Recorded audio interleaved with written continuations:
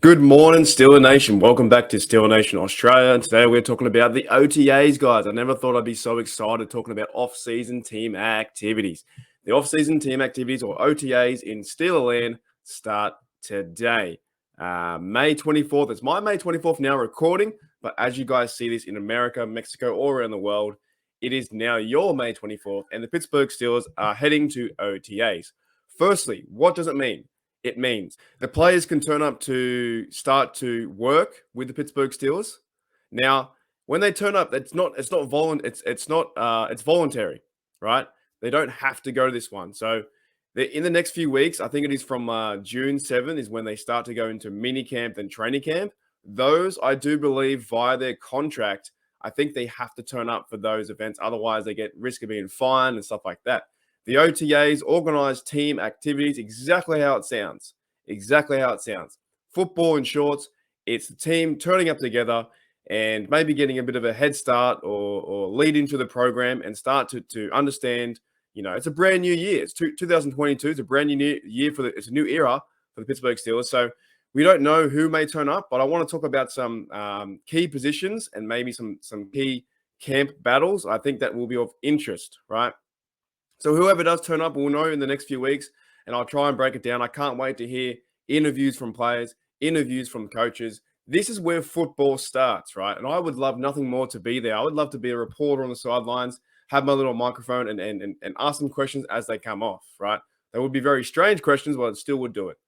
Now, we have the camp battle. So camp battle is, from about this time, from OTAs to mini camp to training camp, there are camp battles all throughout because these players, are trying to own and get a job, get number one, right? There are 90-odd players cutting down to 53.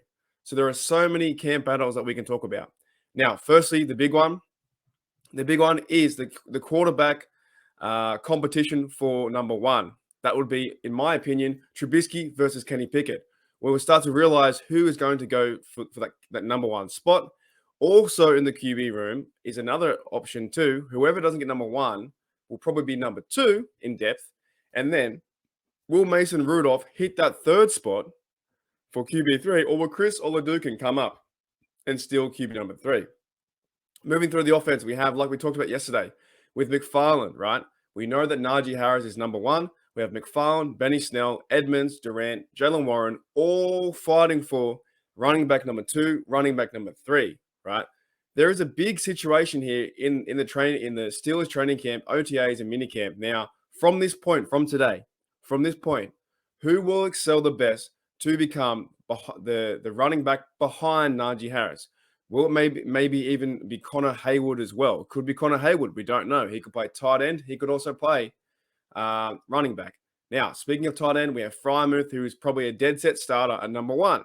Then we have Gentry maybe at two. Who would be the third tight end? Is it going to be Radar, Connor Haywood, or Sternberger? The guy, I think he was from Green Bay, right? So that's an open competition too for tight end. We have along the offensive line, we have, I think, in my opinion, key starters. I went through this before. We have Dotson at left tackle. We have Dan Moore at left tackle, Dotson at left guard. My opinion, we have Kendrick Green at center, James Daniels at right guard, and right tackle Chooks. Now, I'm intrigued to see James Daniels in uniform. If he does turn up to OTAs, James Daniels, I think, could be one of my fan favorites for the Pittsburgh Steelers because he's so massive, he's so big. I'm so ready to see him smash someone, right? So he could be there. Now, going into receivers too, will Claypool, Deontay, and some of the other veteran guys, Miles Boykin, will they show up for organized team activities, or will they wait until training camp and the mini camp that will proceed in about 2 or 3 weeks, right? These are some just headlines, some ideas that may happen over the next few days. And it's going to be quite exciting to see the fellas get back to work because that's what we're here for. We're here to support the team. We're here to support the team and get behind these players to see them succeed so we can have a chance to go and win another Lombardi. On the defensive side, will Tuitt turn up? Now, he doesn't have to. Tuitt doesn't have to turn up to these organized team activities. He doesn't need to. But I do think with the mini camp coming up after in June 7, he has to show up for that. So we will get a clearer picture to see if Tuitt will be a Pittsburgh Steeler in 2022. Also, seeing Alualu back in uniform number 94 after his injury, how does he look, right? Will he turn up? Other Steelers like Miles Jack and Levi Wallace wearing the Pittsburgh Steelers uniform, will they be able to turn up to the OTAs? These are questions that we'll soon find out in the next few days, and then it's pushing on to who's going to take what spot in what role. Because I even think too, the cornerback position is kind of up in the air too. I do think that Witherspoon will take number one, and I do think that Levi Wallace will be number two, but maybe Cameron Sutton can find him out for that role for the second cornerback. Now, we all know that Joe Hayden probably won't be turning up to the OTAs. He's still not on contract, right? The Steelers haven't signed him yet, and he hasn't signed with another team. So he most likely won't be there. Joe Hayden won't be there. Other key points are, will some of these rookies turn up? The rookies had the minicamp. Will rookies like DeMarvin Leal, will he turn up? I'm not too sure in years past if rookies do the rookie minicamp, and do they go and do the OTAs, right? It's a long off season for the rookies. They got to go and play college, go through all the draft, go through all that craziness. Then they get the rookie minicamp. Then they go and get the OTAs, minicamp, training camp, then the big season. It's a long off season for the rookies to start that way. Now, another interesting point. Will Minkah Fitzpatrick be turning up to the OTAs? We know there's discussions about him having trying to sign a big deal with the Steelers. I hope he does sign with the Steelers.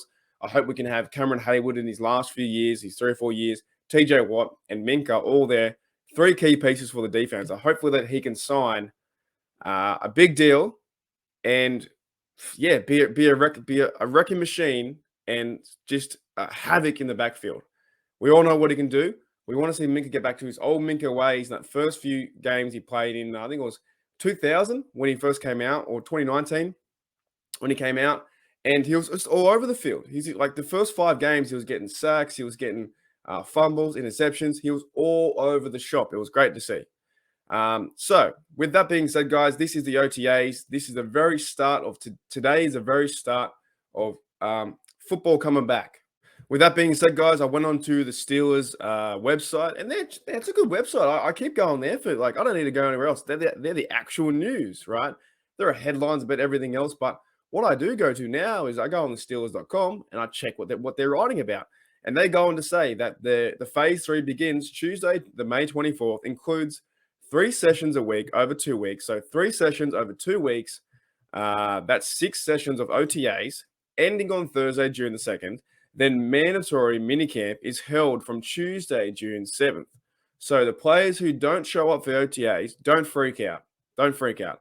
I don't think it doesn't mean too much if players don't turn up. We will talk about who is turning up and who isn't, but it doesn't mean too much, because then on June the 7th, mandatory minicamp is held, and players who are contracted to the Steelers, I think, have to show up. Otherwise, they get fined, or, I'm not the boss, but there's some bad things happening if they don't show up.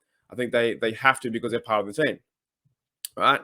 The Steelers go on to say they will be covering, like, weekly, video interviews, players, and then weekly mic'd up and stuff like that, practice highlights and daily coverage. So I will be checking out the Steelers.com for all this stuff, grabbing it, and hopefully talking about it, because I'm keen. So we have 3 sessions a week over 2 weeks, and then we have the minicamp. So to me, this is the point now where the Steelers need to get together, and it's the very, very, very, very beginning of something great. We are sitting here on the 24th of May talking football. Think about that. 24th of May, talking football. OTAs this week, minicamp, training camp. Then from there, we will see what happens with this roster. We'll see the roster cuts. We'll see who makes a team. We'll see who's going to be starting week 1. And then we push into preseason. Then we push into week 1 versus the Bengals. And we need to go beat those stinking Bengals. Hey, guys, thank you for checking out my video about the OTAs. I will be doing some coverage over the OTAs and just checking out play interviews and coaches and see what they have to say about the fellas working in this team. Thanks, guys. I'll see you later.